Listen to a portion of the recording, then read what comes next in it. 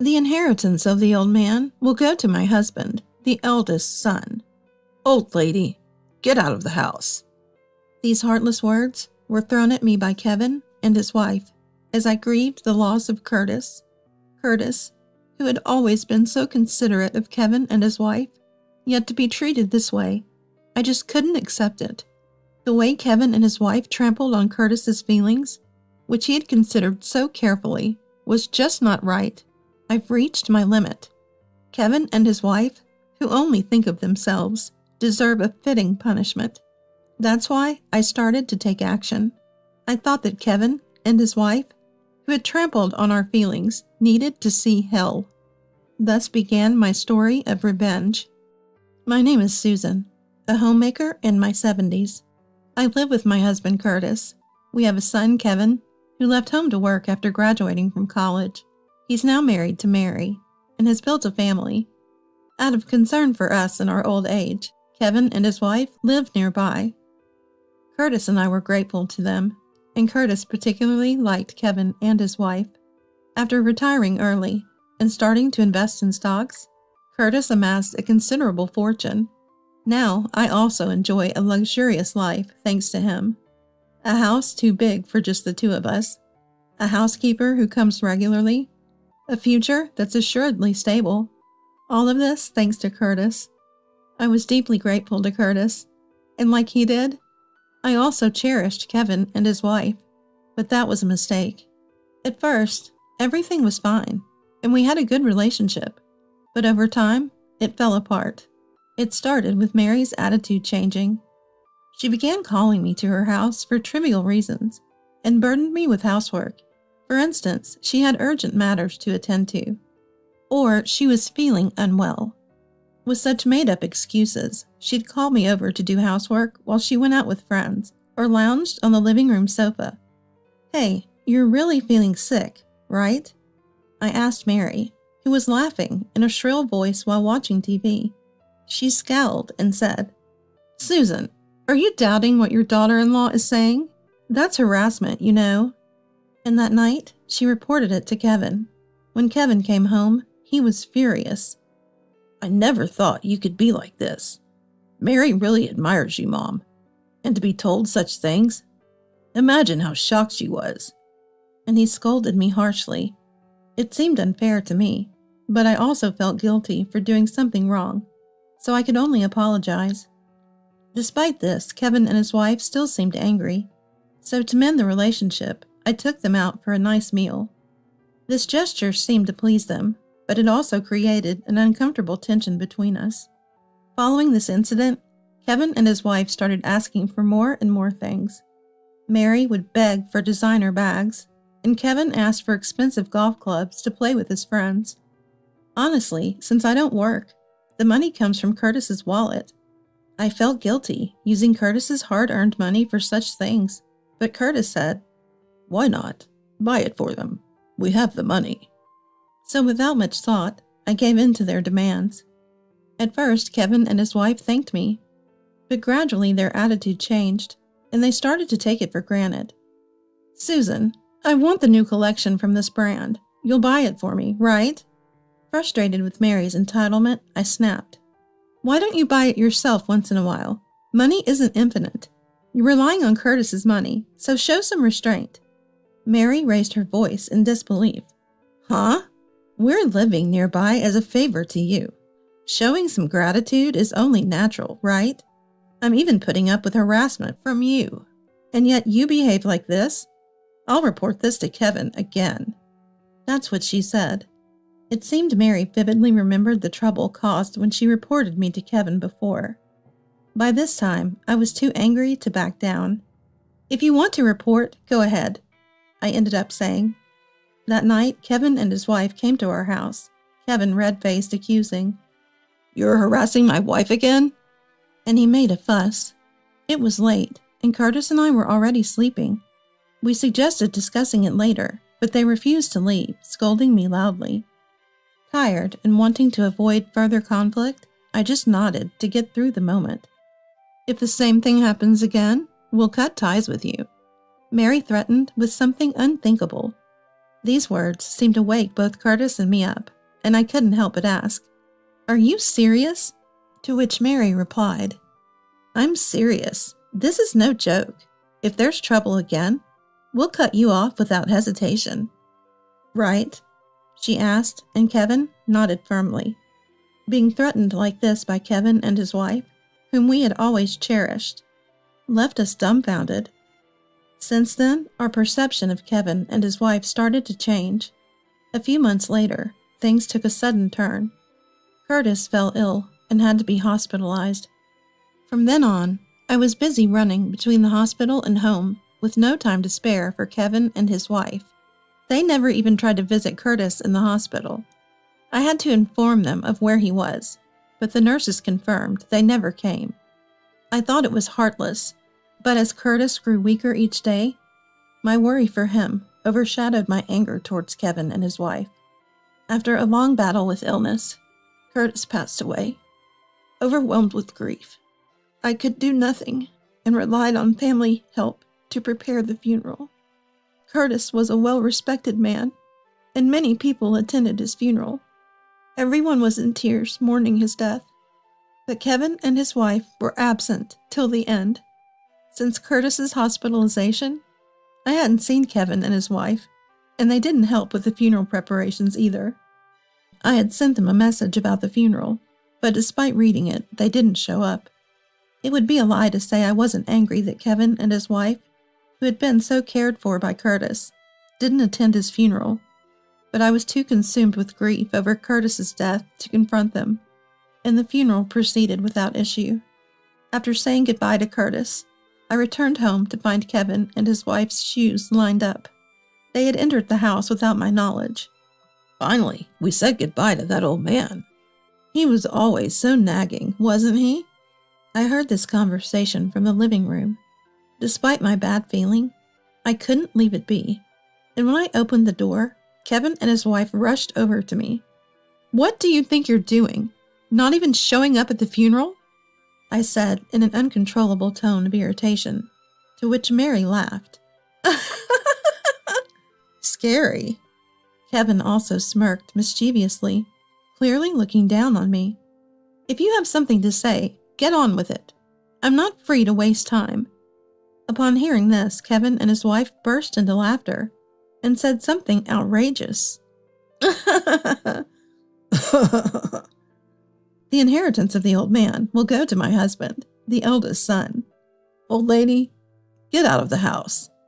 I was stunned by their words. Though I had anticipated something like this, I never expected them to actually say it. The audacity of Kevin and his wife pushed me to my limits. "Are you two serious? Are you really saying this?" I asked, and they nodded, still smiling. Then Kevin said, "What's the use of dwelling on someone who's gone? We're alive, and we need to think about the future." Following his lead, Mary chimed in. "So hurry up and give us the inheritance. Curtis made a lot, right? And we'll take this house too and live freely and happily. Isn't that a great idea?" That's what she's saying. What a ridiculous great idea. Had they forgotten all that they had done? Did they even consider how much pain their heartless behavior had caused us? What about Curtis's feelings? Curtis, who had always cared for Kevin and his wife, even during his hospital stay, worrying. "I want to see Kevin and his wife's faces." It was unbearable. Annoyed, I retorted, "I don't think it's a good idea at all. You two really are heartless. Curtis wouldn't rest in peace with this going on." Mary's face turned red with anger. "What's with the attitude? Is it okay for you to act like this? Without us, you'll be all alone, Susan. Now that Curtis is gone, you'll be in trouble without us, won't you?" she threatened. There was some truth in Mary's words, but that didn't mean I had to cling to Kevin and his wife. I'd rather cut ties with both of them and live my life valuing my own happiness, which would surely make Curtis happier. With that in mind, I firmly refused to agree about the inheritance, no matter how much they threatened. "I will not hand over the inheritance," I persisted, finally reaching his limit. "I'm Dad's son. I have a right to the inheritance. Ignoring that is unacceptable, Kevin exclaimed. Indeed, Kevin is Curtis's son, and legally he has a right to inherit the estate. Even if he couldn't receive the full amount as Mary wished, he was entitled to a portion. I don't care if I don't get the full amount, but once I receive the inheritance, I'll cut off all ties with you, so be prepared. With those words, Kevin and his wife left. After that, they stopped showing their faces to me, as they had declared. I felt relieved to be free from the stress caused by Kevin and his wife, but this peace didn't last long. About 2 months into my quiet life, Kevin, who had boasted about cutting ties, contacted me. About that inheritance. Kevin's voice was tinged with panic as he explained why he was reaching out. Apparently, a few days after Curtis's funeral, Kevin and his wife, believing they would completely sever ties with me, moved to a new house. Convinced they would receive a substantial inheritance, they spent lavishly on the move. A house as large as mine. In the past 2 months, believing an even larger inheritance was coming, Kevin and his wife had been living extravagantly. As a result, their savings, slowly accumulated over time, were long gone. However, no matter how long they waited, the inheritance never came through. Running out of money and feeling anxious about their future, Kevin swallowed his pride and inquired about the inheritance. There was a specific reason why Kevin hadn't received his inheritance. Feeling sorry for Kevin, I decided to explain it to him.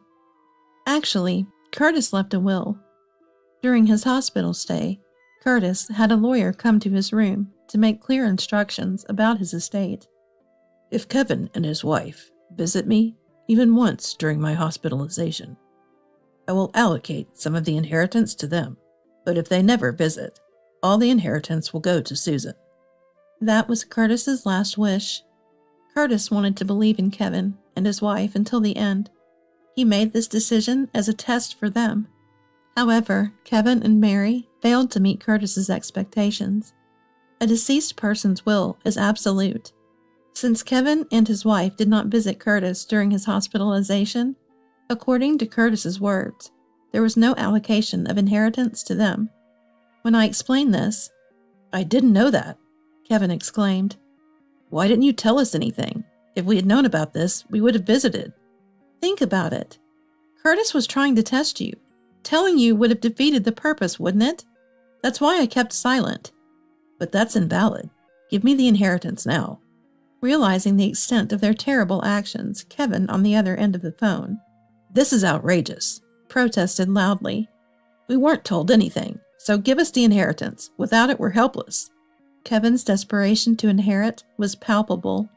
Hearing my own son repeatedly acting so selfishly made me sigh in dismay.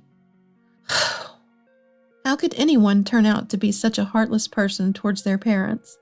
Where did we go wrong? What mistake did we make? When and how could we have acted differently to prevent Kevin from growing into someone so inconsiderate of others' feelings? There seemed to be no answer. Like the past, which can never be changed. Even if we had gone astray somewhere, it was too late to correct it. Maybe we, as his parents, were also to blame. But we raised Kevin, our only son, with all the love and care we could give, and this was the result. Curtis, too, had always been concerned about Kevin. Yet why did it have to end this way? I couldn't accept this unreasonable present, and my anger was directed towards Kevin and his wife. No matter what you argue, I won't waver from Curtis's will. He said if you didn't visit him during his hospitalization, not a cent of the inheritance should go to you. So I'm going to follow Curtis's words and not allocate any inheritance to you. As I said this firmly, Kevin, with a panicked tone, pleaded, "Wait, Mom. We really need the inheritance. We're almost out of money. Without it, we can't even live. I don't care about the inheritance anymore. Aren't we family? Can't you help us? Without your help, we can't even secure food for tomorrow." Kevin's desperate appeal to family bonds brought me to my limit.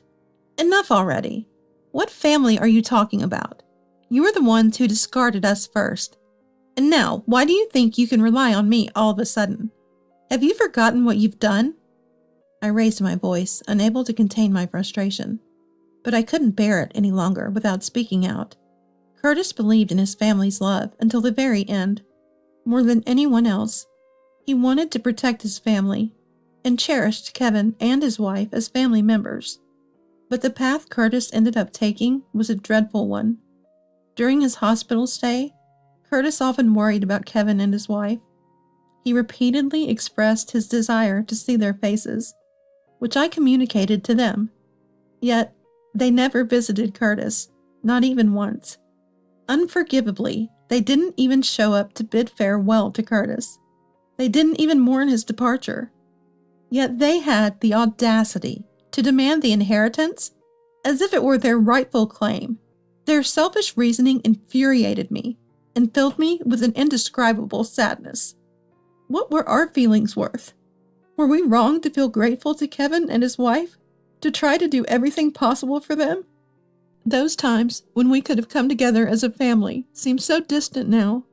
The times when we sincerely thought we could support each other are irretrievably gone. Not that I want them back. Overwhelmed by my words, Kevin fell silent. And then I heard a voice from the other side of the phone, begging for help. "Hello? Is this Susan?" It was Mary's voice. Apparently, she had snatched the phone. I was listening to the conversation. I apologize for not visiting Curtis. But we're really in trouble now. I'm sorry for saying we'd sever ties. Even a little help would be great. Without you, Susan, we're really struggling to survive. Please don't abandon us." Mary pleaded desperately. The old me, who once thought of supporting Kevin and his wife, would have probably responded to those words. But now, feeling a sense of disgust towards Kevin and Mary, I offered no response. Impatient Mary continued. "Please help us. We're really struggling. Aren't we family? I'm sorry we moved away. If you're okay with it, can we live together in your house? Of course, I'd be happy to take care of you. Please don't abandon us." Their pleas were desperate. But what did they mean by "don't abandon us"? They had long ago abandoned us. When it was their turn to face difficulty, they pleaded not to be abandoned for their own sake. Their selfishness was overwhelming, and I couldn't help but sigh. Can you stop being so self-centered? Have you any idea how much you've betrayed us? Despite everything, we kept trying to trust you. Who betrayed those feelings over and over again? You kept betraying us, and now you expect us to join hands. Do you think I can trust you now? But, we're really sorry. We won't act like that again, I promise. Please forgive us, believe in us. After all the betrayals, you have the nerve to ask for trust. Reflect on your actions. Looking back, we've spoiled you too much, but we really thought of you as family, even if you didn't feel the same. Mary, in a panic, tried to correct herself. Aren't we family? Don't say such terrible things. Families should help each other in tough times, right? Mary, now pretending to be family. After all their previous neglect. They never acted like a family, but now expect help just because they're in trouble. I'm sorry, but I have no intention of helping you. Please ask someone else. And from now on, don't contact me. We're estranged, remember? With that, I hung up the phone. The phone rang many times after that, but I deleted the contact and made sure they could never reach me again.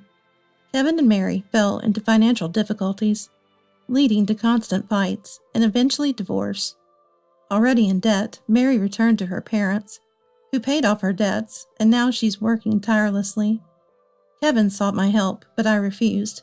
Now he works a day job and a part-time construction job at night, trying to pay off his debts and get by. With my ties to Kevin and Mary cut, and Curtis gone, I have no one I can call family. Living alone brings occasional loneliness, but it's still better than the days of betrayal by Kevin and his wife. I'm not sure if my actions aligned with Curtis's wishes, but I felt a sense of relief. Curtis was a truly honorable man. As his wife, I want to live up to that, ending my life as someone worthy of being Curtis's wife, and I'm doing my best in my own way.